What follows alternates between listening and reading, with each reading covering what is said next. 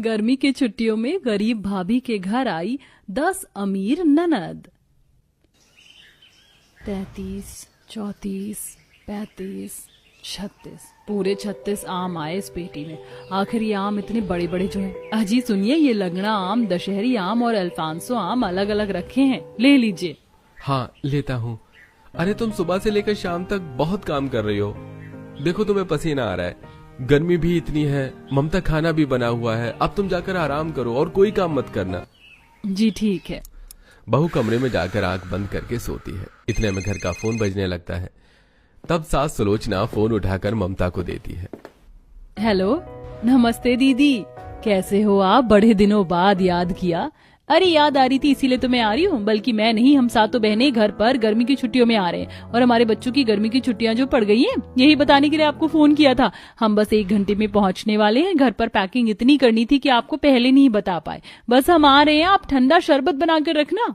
ठीक है दीदी, मैं तैयारी करती हूँ। फोन काटने पर और अपनी बीवी का उदास चेहरा देखने पर माधव, क्या हुआ? पहले तो तुम खुश हो गई, फिर एकदम से दुखी हुई हो गई, क्या हुआ? मेरी बहन का फोन था। जी मैं तो बहुत खुश हूँ कि सातों दीदी गर्मी की छुट्टियों में अपने बच्चों को लेकर यहाँ आ रही हैं छुट्टी मनाने के लिए। लेकिन घर पर कोई तैयारी नहीं है, वो 1 घंटे में यहाँ पहुँचने वाली हैं। घर में तो इतना राशन भी नहीं है, अब क्या होगा?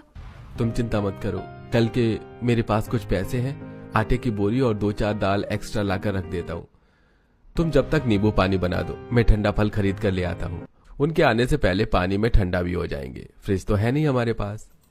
क्या हुआ बहू, तूने प्रिया के आने की बात कही क्या?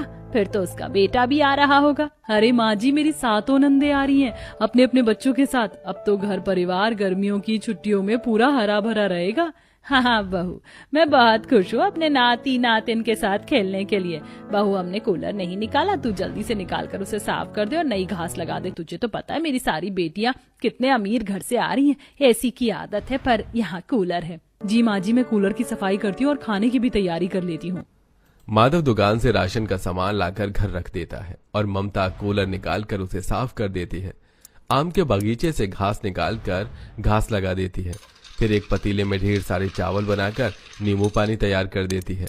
कुछ ही देर में घर के बाहर 7 अलग अलग अमीर गाड़ियां रुकती हैं, जिनमें से बच्चे और नंदे निकलकर घर में हल्ला बोल कर देती हैं। सरप्राइज, हम सब आ गए। नानी नानी मामी नमस्ते, हम आ गए, अब यही खेलेंगे। अरे हमारी नानी का आम का बगीचा है तो हम यहाँ बहुत सारे आम खाएंगे। हाँ हाँ मेरे प्यारे प्यारे बच्चों, वह सारे आम तुम्हारे लिए